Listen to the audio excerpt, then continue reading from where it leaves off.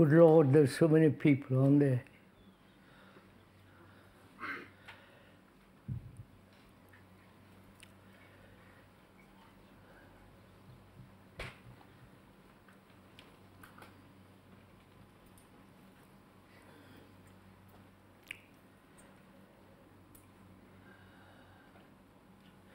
There are going to be 4 talks and a couple of question and answer meetings through these 10 days.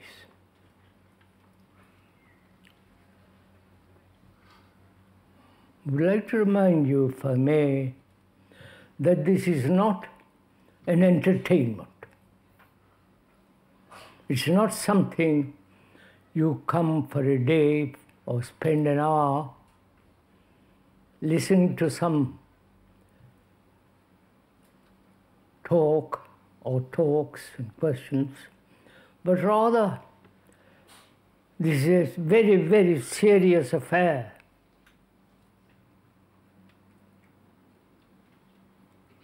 And if you have come here out of curiosity, or because you've seen something on the TV and you feel like listening to this chap, that isn't good enough. We are here as a gathering of very serious people. At least one hopes so. And we are not trying in any way to convince you of anything, of any new theories, new conclusions,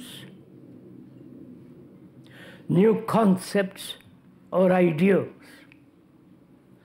To the speaker, all those things are really an abomination. They have no meaning in daily life. And this is not something popular.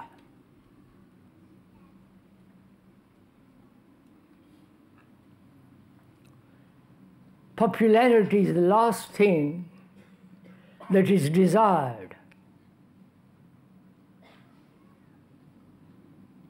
What is important, it seems to us, that we consider together, both objectively and subjectively, all the problems,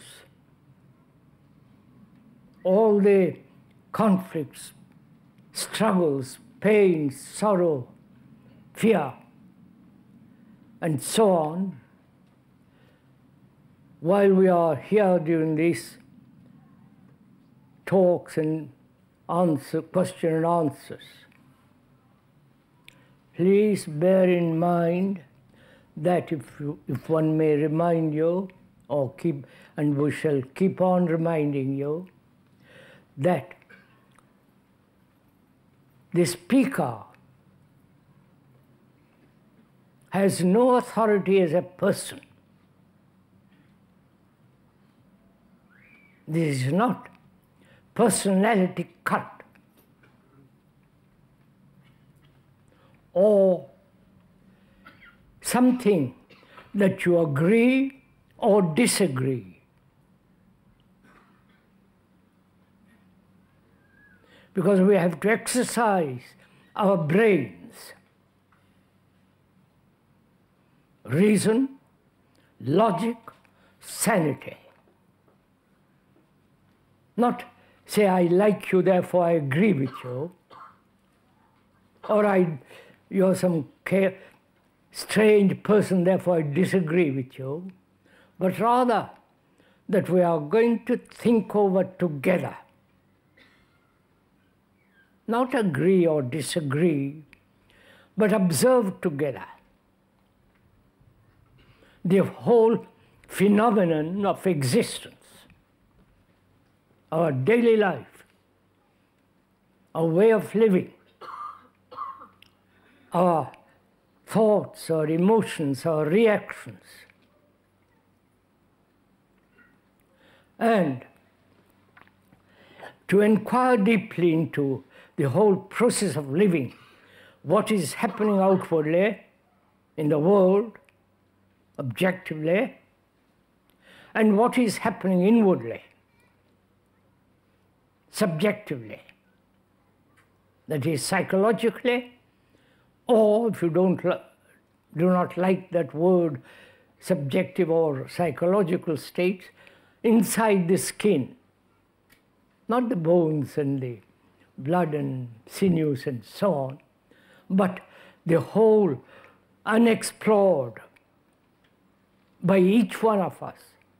Those specialists may have explored it superficially, but together, and the speaker means together, not that he is going to talk and put forth certain ideas, but rather together we are going to observe these extraordinary events in our life,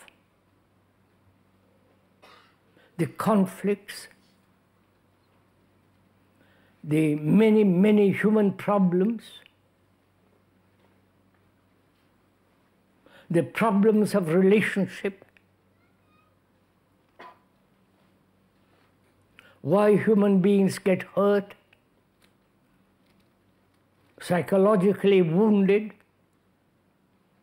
We are also going to talk over together the whole question of fear. It's possible ever to be free of fear. First, not outwardly, objectively, but subjectively, inwardly, to be entirely free of fear. And we're going to talk over together the question of pleasure, which human beings in different ways pursue, and also the enormous burden of sorrow, not only of one's own, but the sorrow of humankind. And also we are going to talk over together the question of religion, not that which is organized, not that which you believe in or don't believe in, but the question of what is religion? What is the state of the brain that is free and is able to perceive that which is sacred, true? And also we are going to talk over together death, which is the lot of every human being in the world. That's one thing that is absolutely certain. And also, we're going to talk over together meditation and so on. So we are concerned with the whole of life, not one aspect of it, nor one particular form, but the whole of our existence on this earth.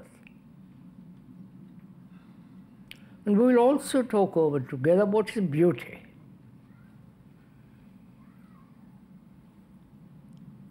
If there is no beauty, there is no truth. Not only the beauty externally, environmentally, but also the sense of what is really beautiful. So we're going to together, without any kind of persuasion or enticement or reward or punishment, think together, observe together take a very long journey into ourselves, long journey objectively in the world and also subjectively, inwardly. And to do this very carefully and minutely, precisely, there must be the quality of doubt, skepticism, questioning, never accepting anything, neither one's own experience or another's, or any philosophical, theoretical, ideological concepts.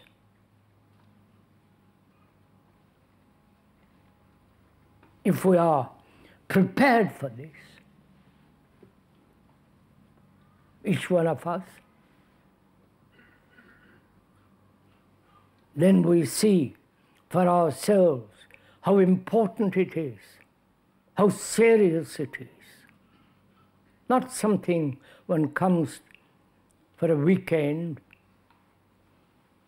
when it's a long holiday, I believe, bank holiday too. But rather, we give our energies and we have leisure. At least for an hour or two this morning. And talk over together these problems.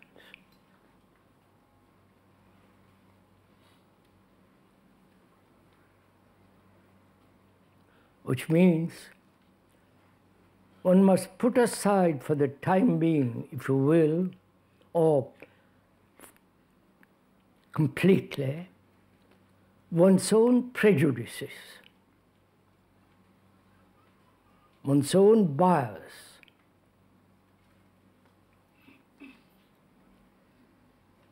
one's own obstinate or light opinions,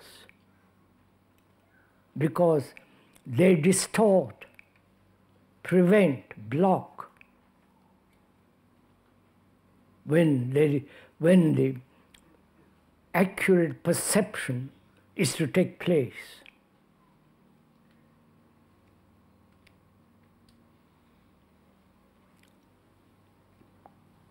Can we go together on this journey?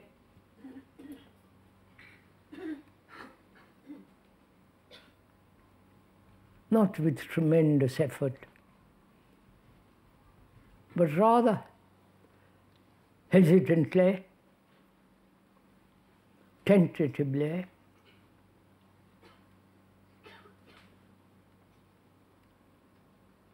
not following anybody. There is no guru and all that nonsense. In so-called psychological, subjective matters, there is no authority. Either the authority of one's own experience, the authority of one's own knowledge, and all knowledge is limited, we'll all go into all this, or obeying some concept. All this prevents naturally clear perception.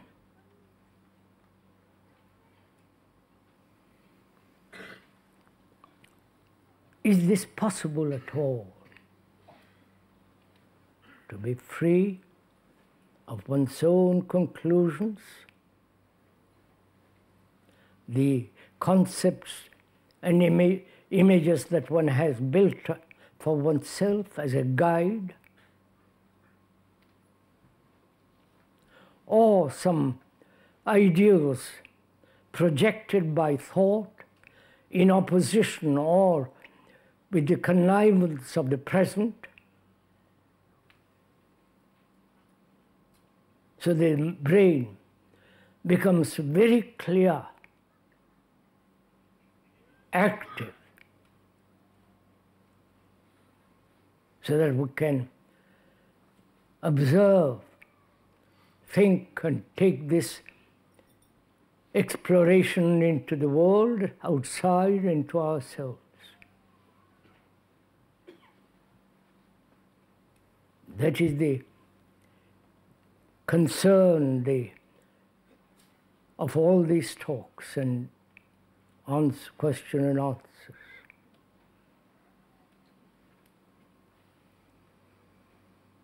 There is no authority in this matter.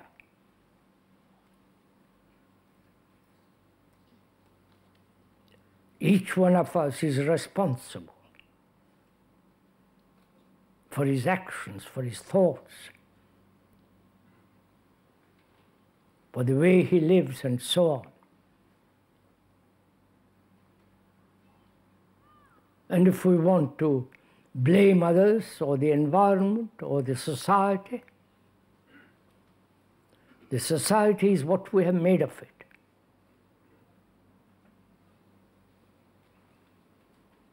The social structure is what human beings have put together through centuries, through their ambition, through their competition, their aggressiveness, their fear, their pleasure, and so on.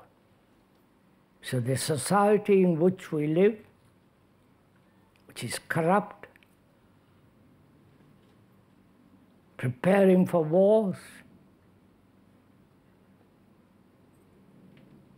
is the consequence, the result of the way we live, the way we think and feel, and so on.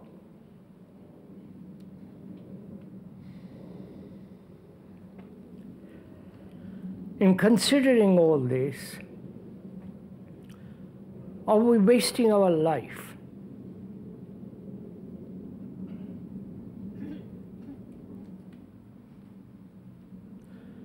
The wastage is conflict, the conflict in which we live perpetually from the moment we are born till we die. That's a fact. And human beings have never been able to solve that problem.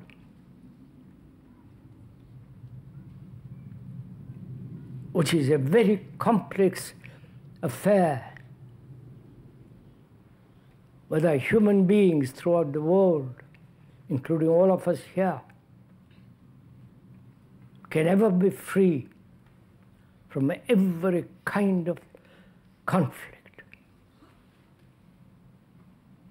Or is it natural for human beings, both historically and actually, that we must live not only in inward conflict, but also externally, through perpetual wars,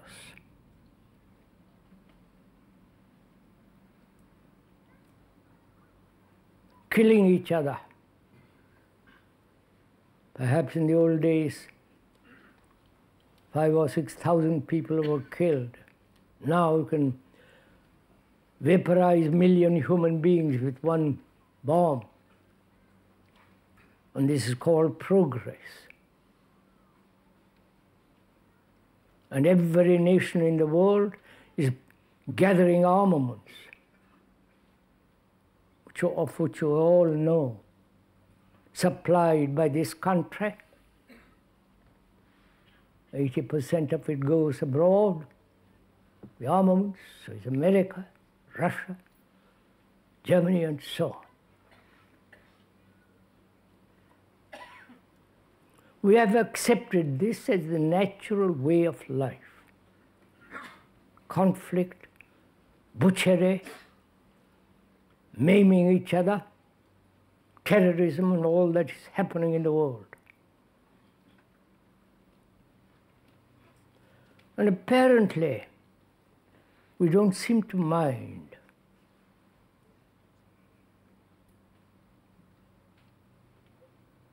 We say everything is in struggle, nature.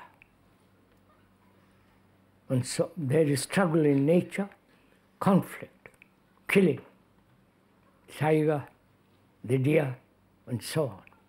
So it's natural for human beings to kill each other.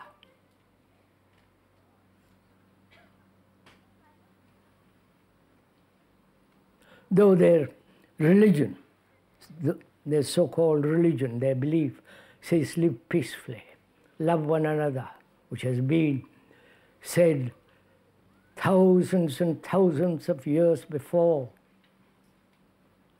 Not just Christianity. Christianity has killed probably more people than any other religious organization.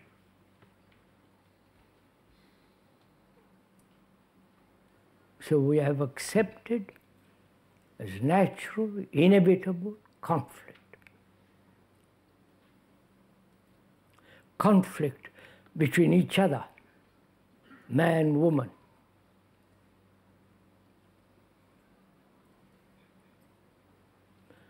And one asks, through all this long 50,000 years of evolution,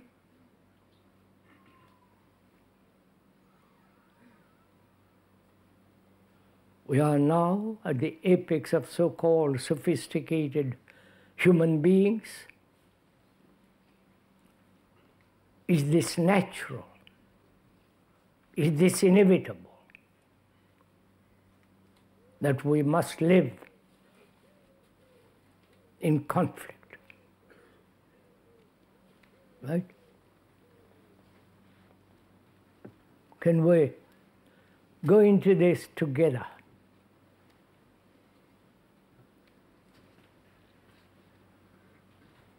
And see if we can really, deeply understand it, not verbally or intellectually, but see the fact that one is in conflict.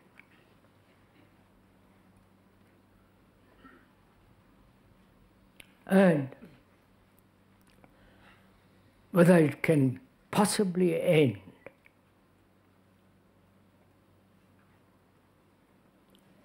What is conflict?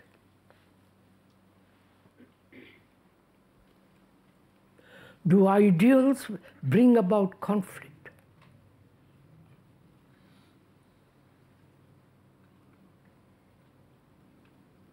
Do every form of the future and the present, are they responsible for our conflict? The future, one does not know, and the present is the past. The past is in conflict with the present and with the future. I hope one is following all this.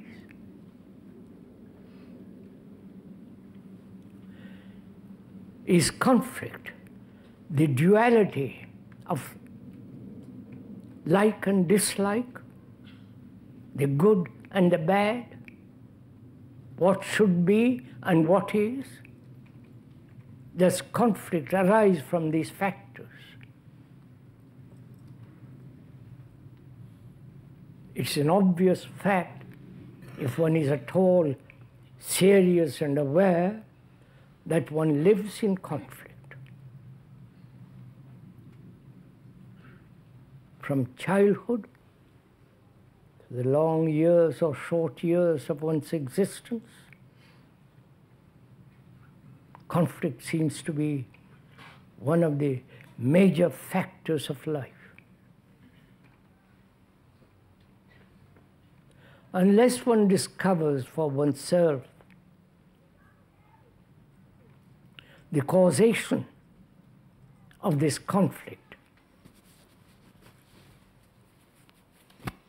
Merely trimming the outward expressions of conflict will have very little significance. What is the cause of conflict? Wherever there is a cause with its effect, when the cause is understood deeply, not merely verbally, theoretically or intellectually, but as fact in one's life, understand it profoundly, then the cause can come to an end. And therefore, conflict can come to an end. So we are together going to find out what is the cause of conflict, the core, the root of it.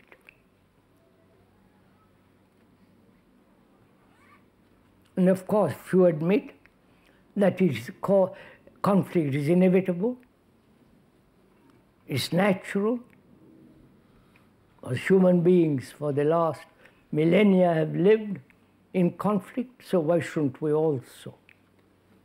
That kind of argument is rather, if I may say, rather silly and inept. But if one could go into examine, perceive, have an insight into the causation of conflict, and then perhaps that will end.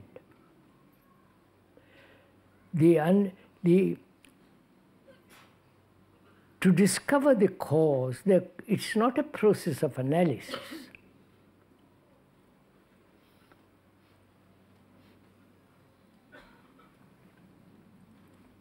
Analysis implies, doesn't it, the analyzer and the analyzed, right? The one who says, I must find the cause of this conflict, and then he begins to investigate as though it was something outside of him, then he analyzes that. Is not the analyzer the analyzed? Please go into this with a little bit, if you will. We're asking, is not the analyzer, or put it differently, is the analyzer different from that which he analyzes?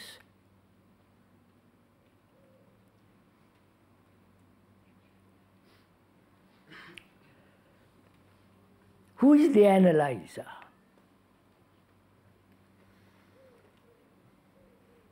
Apart from the professional psychologists, psychiatrists, and so on, in this, what we are doing now is to understand the causation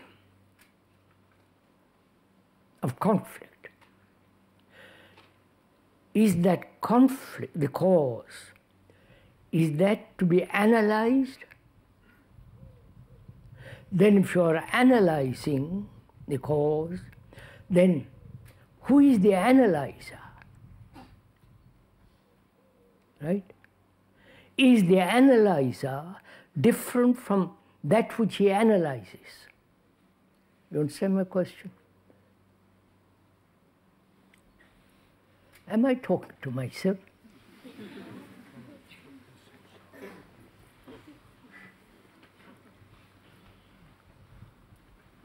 Are you really interested in all this? Yes. Please, don't encourage the speaker. He's not worth it. Are you really interested in all this? Yes. No, please. This is very serious, you understand? It's not just something for an hour. It's your life. It's your way of living, the whole question of love and tenderness, care, affection, all that's involved in this. isn't just agreement with the speaker, which is so becomes rather absurd.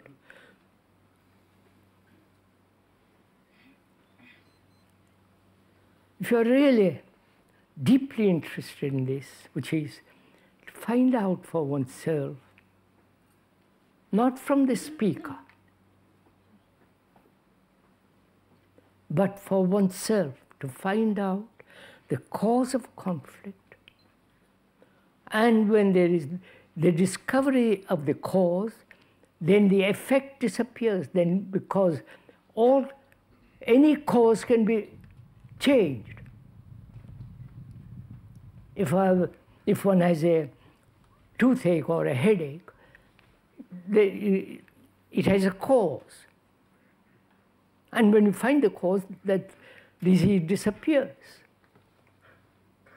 Similarly, if we can find out the cause or the causes of why we live in perpetual conflict, and to delve deeply into that is not a process of analysis, because analysis implies a division between the analyzer and the analyzed. And therefore, in that process of analysis, there is still conflict. I hope you understand all this.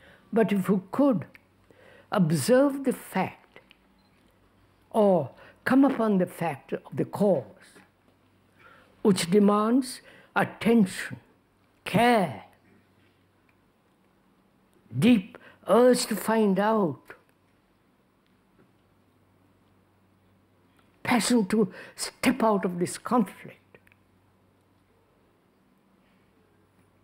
that requires energy. An analysis is a process of wastage of energy.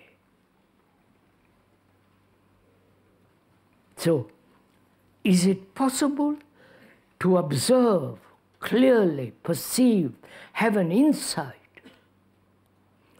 into the causation of conflict? If you can find out the causation, then this thing disappears altogether, the effect, which is conflict. So we are trying to, we are asking, not trying, we are asking, is the cause thought? Thought itself.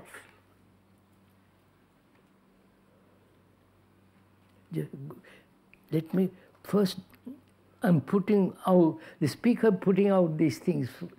Don't agree or disagree, we're going to examine. Is the cause this sense of duality we have, division between what I am, what I should be.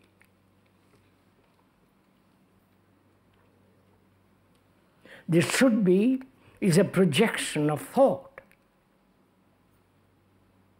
That is, one does not like the way one is living or is painful, therefore one projects a concept of a better way of living, an ideal, and conforming oneself to that ideal. And therefore, conflict, the actual and the ideal. Bene? Is that the cause of, one of the causes of conflict? Which means we never face actually what is. Right? Always moving away or escaping from actually observing the actuality, the pettiness of our life, the idiosyncrasies and so on. To observe without any prejudice, opinion, without the background of one's own culture, conditioning. Is that possible? Or is it given only to the few, to the elite,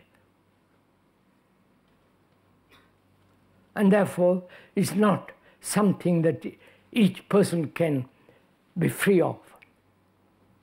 You understand all these questions? So, is one of the causes of conflicts is time, which is the future,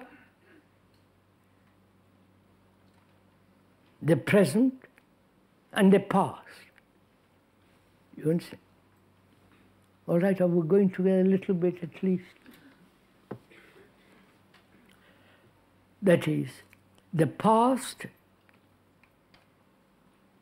all our experience, knowledge, tradition, all the things we have learned, which is knowledge, all that background, which is the past, the tradition, which is acting now, which is the present,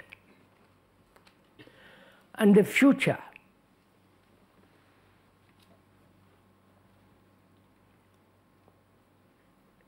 will be what we are now. Right? Tomorrow is what I am today.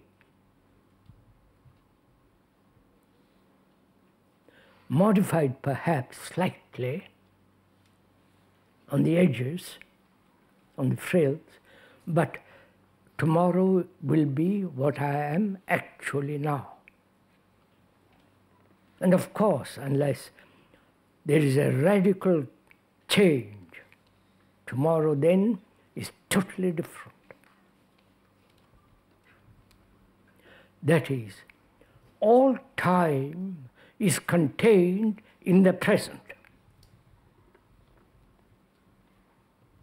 The past, the present, and the future. All that is now. Right? So future is now. The tomorrow is now.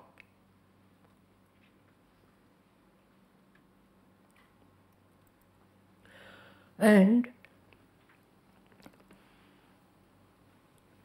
is thought one of the factors of conflict. Right? We're examining, we're looking into it. We're not stating as dogmatic statement. We are asking whether thought, the whole process of thinking, is that one of the basic causes of war, of conflict, which is also war, ultimately. Right? Therefore, one has to inquire, as we did, into what is time. Time is the past, the present, and the future. It's a continuous series of movements associated. So the time is the past, the present, and the future. And that time is contained in the now.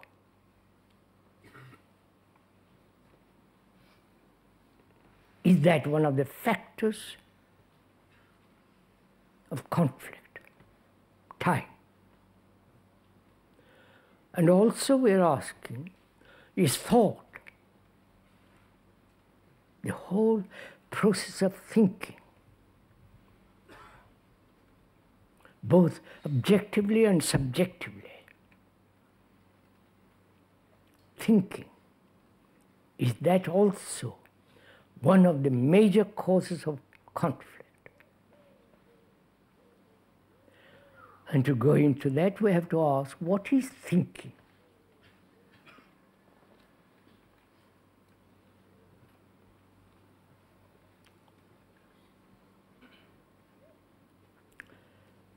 We spend our days and nights and years in thinking.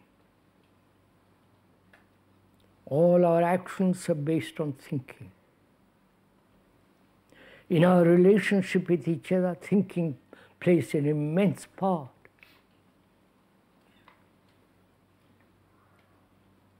Thinking is part of recognition, knowledge. Thinking has done extraordinary things subjectively. From the latest bomb, the atom bomb, to the most complicated ceramic structure, the great battleships, submarines, computers, and also thinking has given mankind great medicine, surgery, and so on.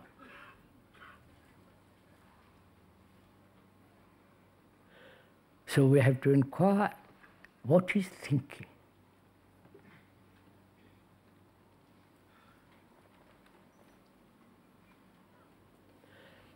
When the question is asked, what is thinking? Are you thinking or listening to the question, what is thinking, and observe thinking? You've understood? Yes. No, don't think, please. This.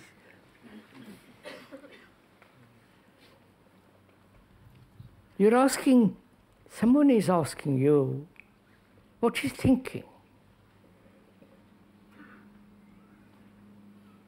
Do you immediately find what is thinking, work at it, or inquire, search, or do you listen to the question?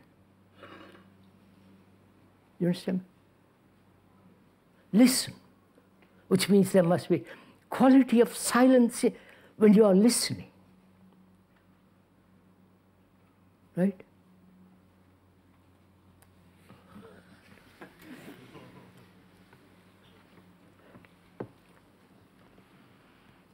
We're asking what is thinking. Probably you've never asked this question of yourself, or perhaps the professionals have not written about it. Perhaps you're used to being told by the professionals what is thinking, and then you will repeat.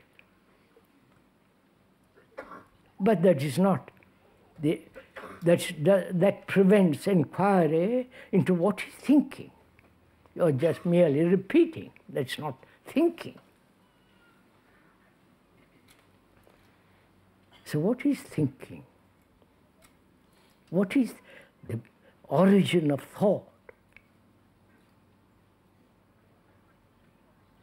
The thought that has put man on the moon,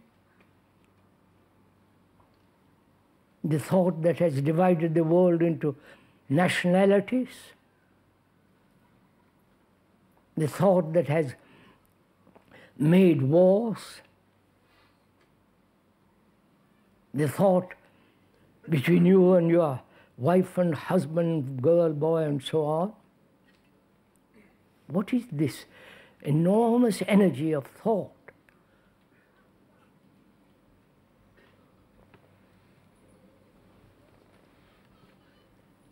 Is not thinking a process of process of memory, right?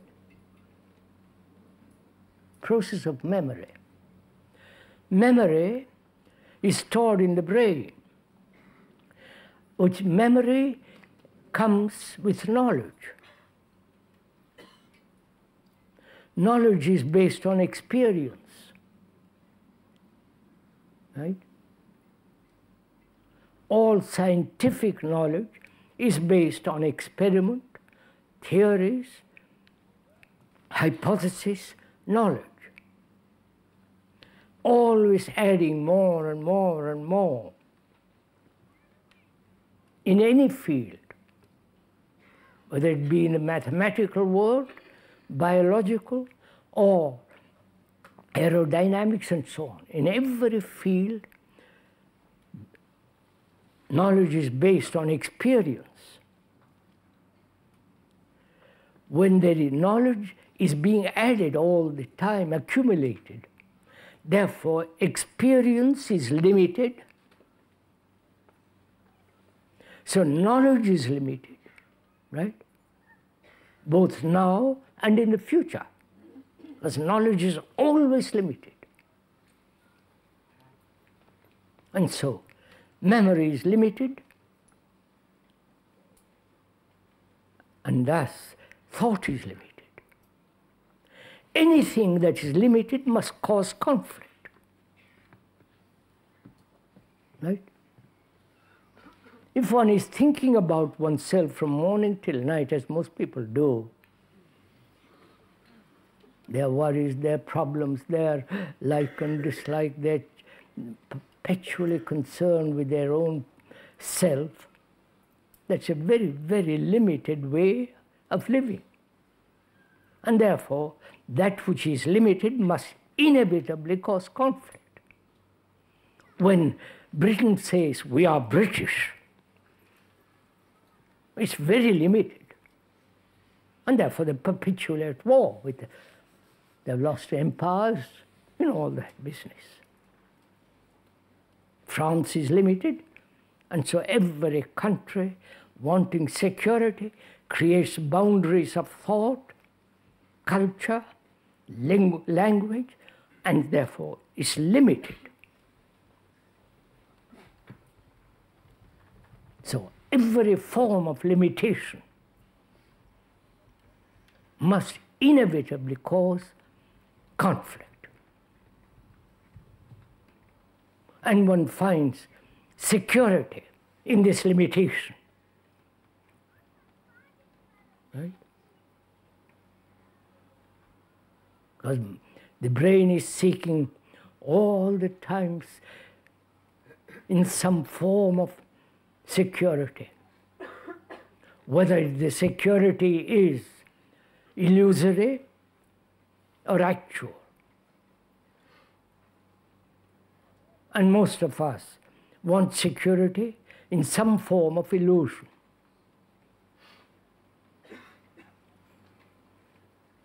These are facts. And so thought,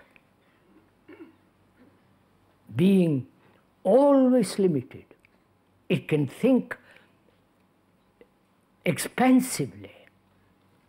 It can imagine the limitless horizon, limitless universe. But because it thinks, it imagines, therefore that is limited. So wherever there is a limitation, there must be war, there must be conflict, because that limitation divides, separates. Are we together in this? Little bit at least. So when you see that, will you cease to be British? Will you cease to be German, French, Indian, and all that nonsense?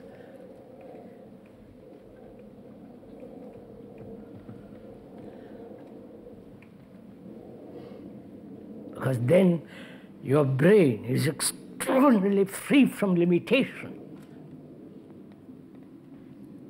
And it's got tremendous energy there. So limitation is the wastage of life. You understand this? When one is thinking about oneself,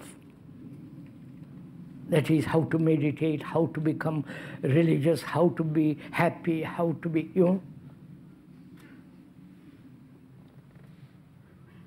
how to be free of problems, which is all thinking about oneself. That thinking about oneself is very limited. And therefore, in our relationship There is always conflict. Is therefore thought and time, we said, is the causation of one of the major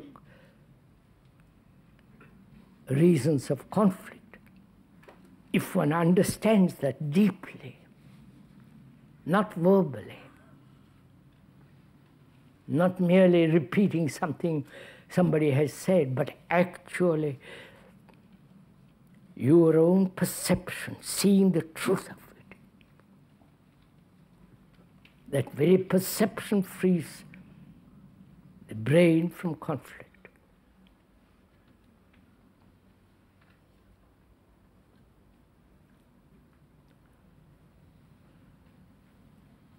Then the question arises from that, is it possible in our relationship with each other, man, woman, boy and girl, and all the rest of it, can we live in a relationship in which there is no shadow of conflict? Or getting tired? Can go on.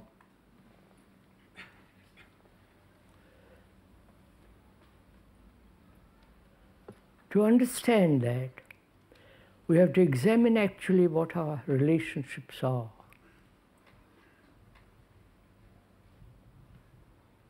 Actually, not what we think should be, the actual fact of our relationship with another, whether it be a man or woman, man and man, and so on.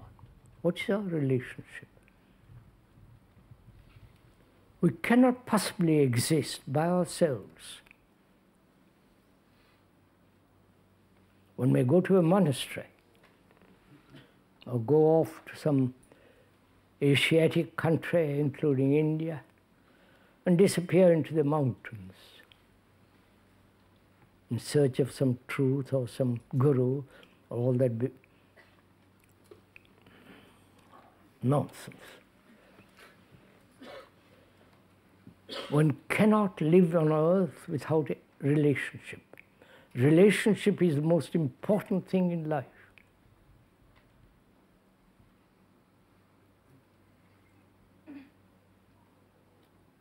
And in that relationship, there's conflict. Marriage or no marriage, divorce or no divorce, is the whole thing.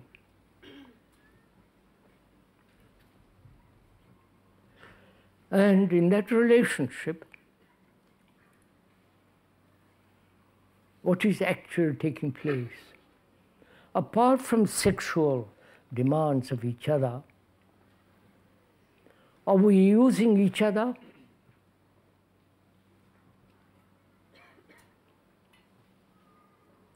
Exploiting each other? Trying to fulfill our own desires, our own urges in each other?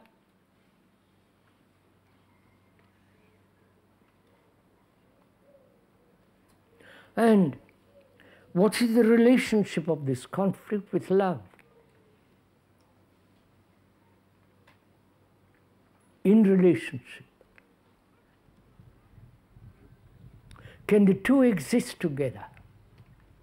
Can jealousy, antagonism, each one pursuing his own way,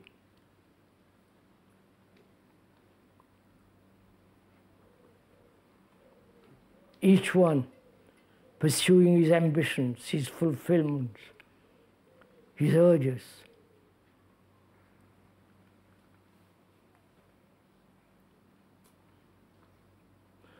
and sexually meeting and having children, but the conflict goes on.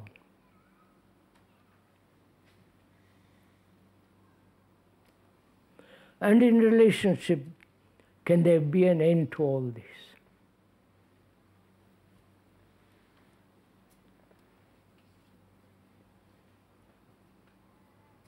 So, What is what's the cause of this conflict in relationship? Is it desire?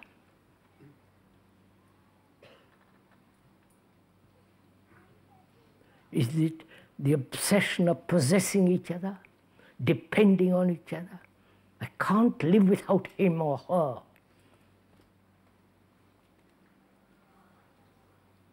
And so this dependence implies possession, possessiveness. And where there is possessiveness, there's weakness. Right? Right.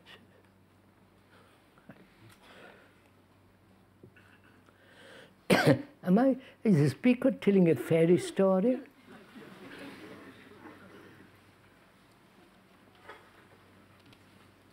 Or is he describing or stating facts?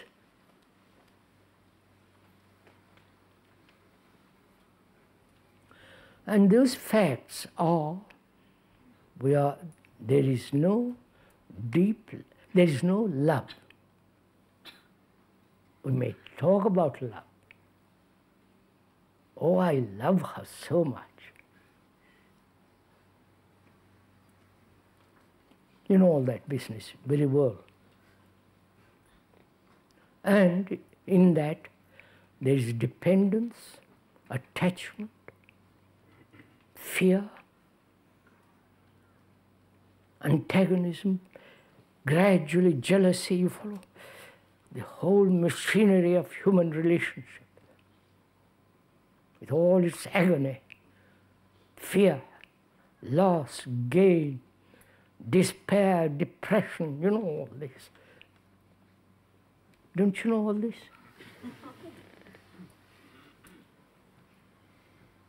How extraordinarily silent you are when it comes to actual facts.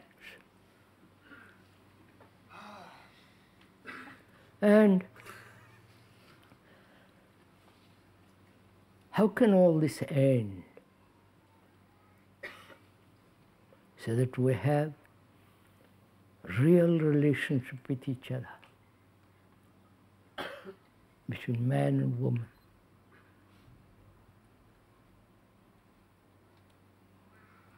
Is it knowledge of each other? Do look at it, please consider it. I know my wife.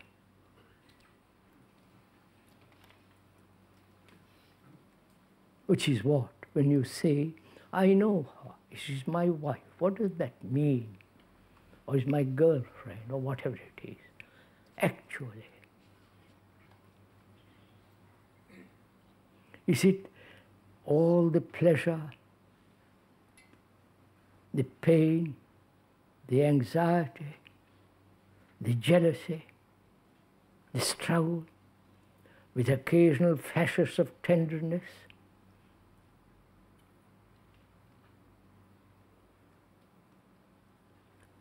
Is all that part of love? Is attachment love? So I'm asking these questions, go into it, find out.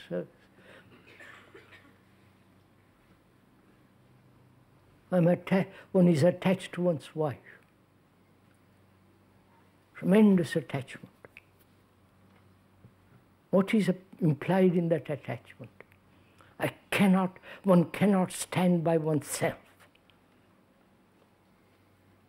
Therefore, I must depend on somebody, whether it's a husband or some psychiatrist or some, guru and all that tummy around.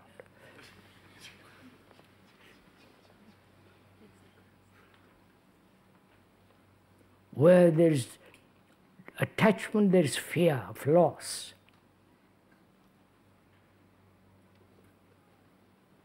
Where there is attachment, there is a sense of deep possessiveness. And therefore, it breeds fear. You know all this.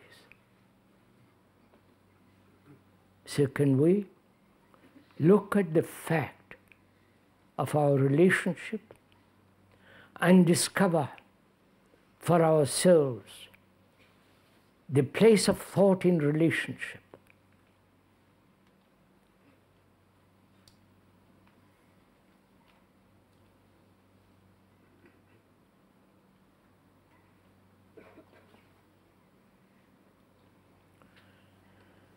As we said, thought is limited, which is a fact. And if in our relationship thought plays a prominent factor, then in that relationship, that factor is limiting. So our relationship with each other is limited, and therefore inevitably must breed conflict. There is the conflict between the Arab and the Israelis.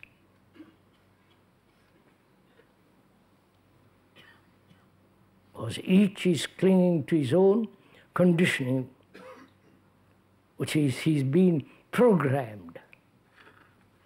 Right? Each human being is programmed like a computer. I know it sounds cruel, but it's a fact. When one is told that you are an Indian from childhood, belonging to a certain type or certain category, socially, religiously, and you are conditioned. And for the rest of one's life, one is an Indian, or a British, or French, or German, or whatever it is. Would you like to be included Russia in this? Yes. So there it is. So our relationship, which is the most extraordinary thing in life, is one of the causes of wastage of our life. We are wasting our life in our relationship.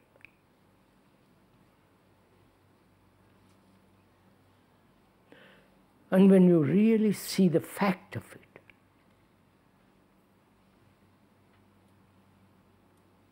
give your attention to it. That is, to understand very deeply the nature of thought and time, which have nothing whatsoever to do with love. Thought and time is a movement in the brain. And love is outside of the brain. Please go into this very carefully, because what is inside the skull is very important. How it functions. What are its blockages? Why it is limited? Why there is this perpetual sense of chattering? Thought after thought. A series of associations,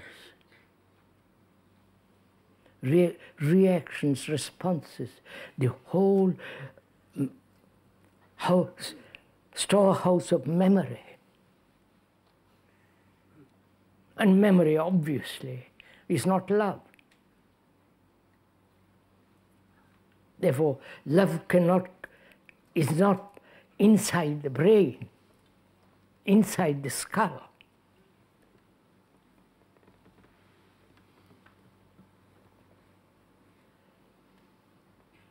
And when we are merely living inside the skull all the time of all the days of our life, thinking, problem after problem, which is to live inside this limitation that must inevitably breed conflict and misery. One has heard all this. if you have listened at all. And what are we going to do about it?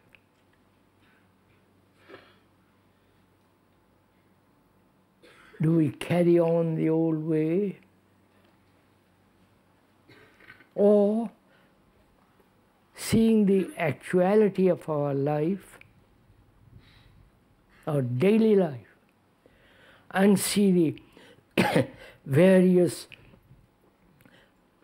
classifications, divisions, limitations,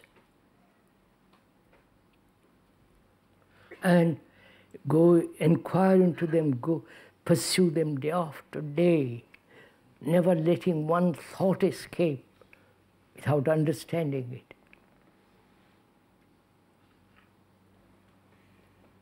Or we have become so used to everything.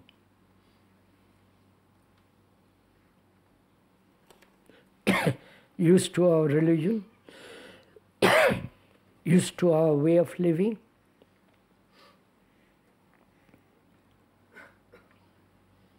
accepting everything. What we really want, an easy life. What we want is comfort, some kind of security, both outwardly and inwardly, biologically and objectively. We never ask, is there security at all?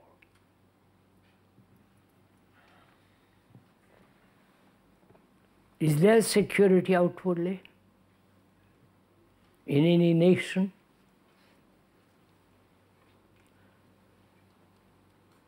If, when there is security in community, in a cooperative state, or under dictatorship, totalitarian or different kinds of dictators, is there security when there is war?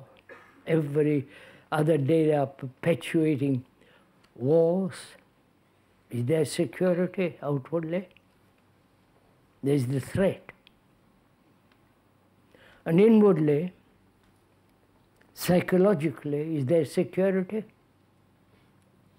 Which is far more important to discover first.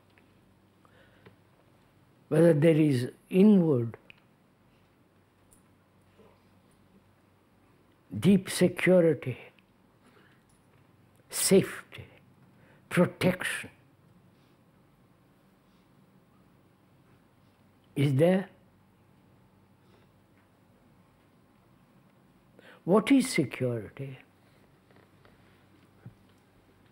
Outwardly you may have an insurance, mortgage, all the rest. I won't go into that.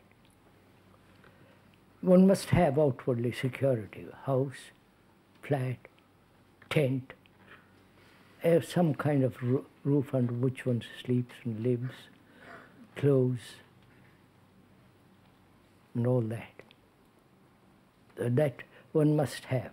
That one, every human being in the world must have that. And that is being denied through nationalities. You understand? Through division.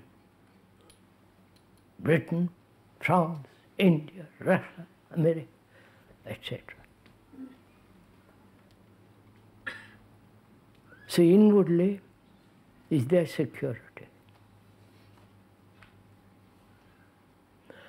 One can invent an illusion, God, the ultimate illusion.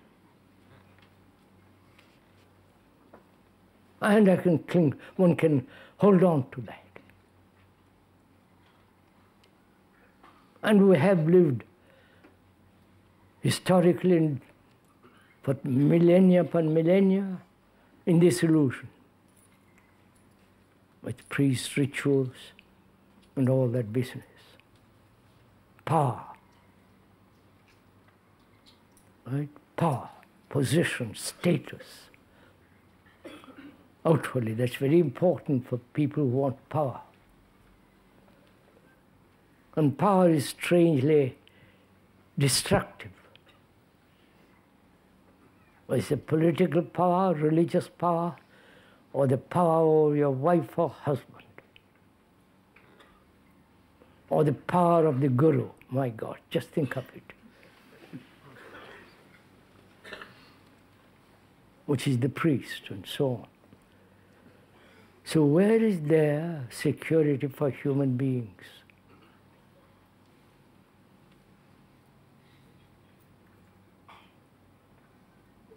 Please ask this question of yourself. Where have you, as a human being living on this world, on this earth, which is so marvelous, which is so being destroyed slowly, where is there our security?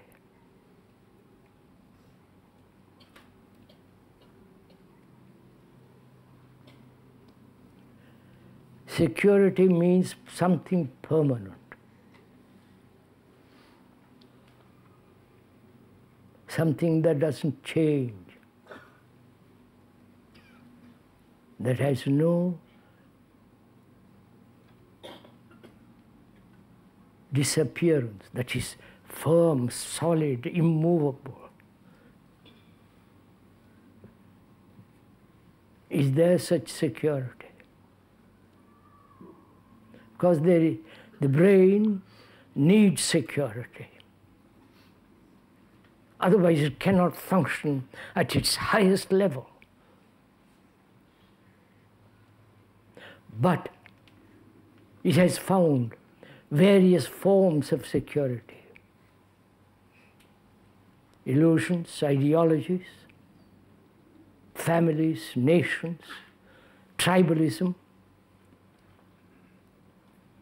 various forms of outward security. But it never has human being found an inward sense of deep, abiding, unchangeable security. And is there such security? If there is, if one has come upon it, then there is no fear of any kind. That is timeless.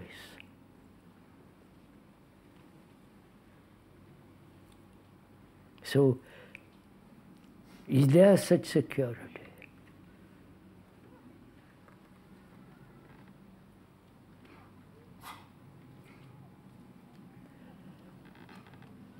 Thought cannot possibly provide that security, because thought, as we've said, is limited.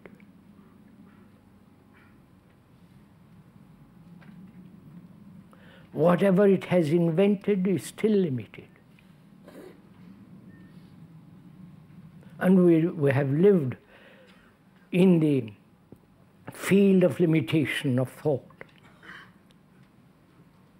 And in that, there is no possibility ever having security. And therefore our brain is always searching, asking, questioning, demanding, fearful, uncertain, depressed. You follow the whole process of our activity. And security. There is such thing as security, but that demands a great inquiry.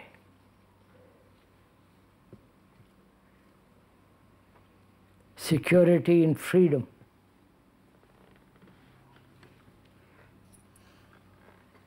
Freedom is not from something. Freedom from fear, freedom from anxiety and so on. They're all partial, limited. That freedom is not limited. Is there such freedom?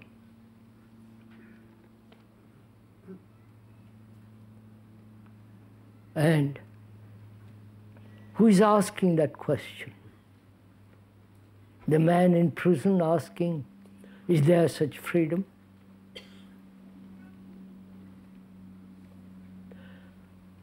He can only find out such freedom if he leaves the prison. But we want to live in the prison, and yet we're asking for freedom. Right? This is an obvious fact.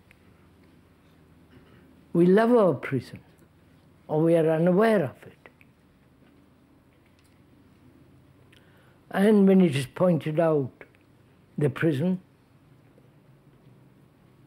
all that one does is try to accept the words, all that business, but one never breaks the prison, never shatters the prison.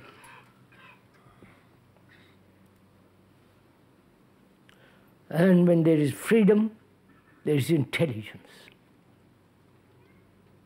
It's that intelligence we should talk about as we go along. It is in that intelligence in itself is absolute security, unshakable. But it depends on nothing, not environment, on person, or on any kind of ideology. So, we began this morning talking over together the enormous problem of living, which is becoming very, very, very complex. And that which is very complex must be approached very simply.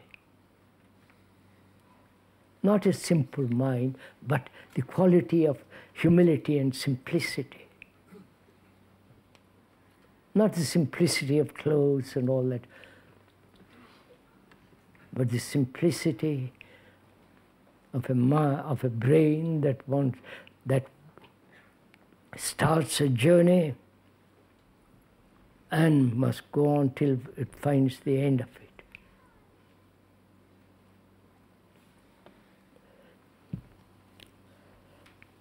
We've talked for an hour and a quarter.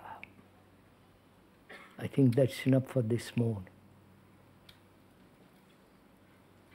We shall meet tomorrow morning, if you will, and we'll continue where we left off.